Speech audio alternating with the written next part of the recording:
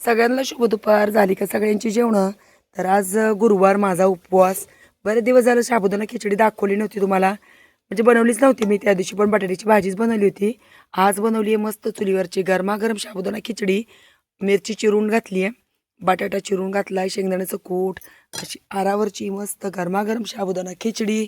आणि भाजी आज मी सकाळी एकच बनवली होती, वांग्याची. सगळ्यांची जेवणं झाली आहेत आणि आता ही भाजी काढून ठेवणार आहे मी.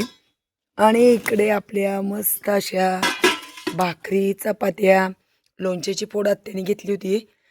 आत्या गेल्या जेवण करून. बोकडाचा कार्यक्रम आहे त्यांच्या जावेचा, मग त्या गेल्यात भाकरी बनवायला.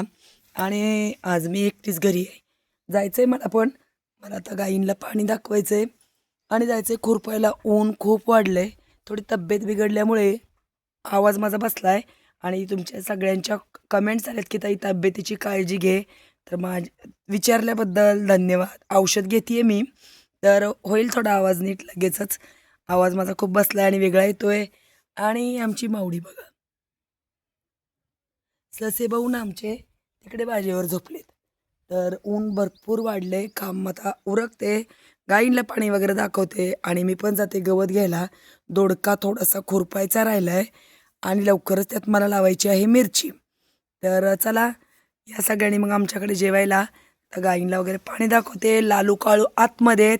लालू काळूने काय केलं त्या दिवशी, सोडलं आणि हे पण दोडका बांधत होते आणि आम्ही दोघी खुरपत होतो.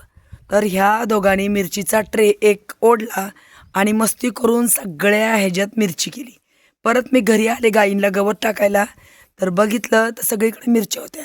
एक एक रोप गोळा केलं आणि घरी ट्रे होते, त्यात ती मिरचीची रोपं सगळी ठेवली व्यवस्थित. असे दोघं उद्योग करतायत, म्हणून त्यांना सोडलंच नाही आहे. मग कशी वाटली साबुदाणा खिचडी सांगायला विसरू नका. आणि सगळ्यांनी छान असं आमच्याकडे रानात जेवण करायला या. भेटूया पुढच्या व्हिडिओत.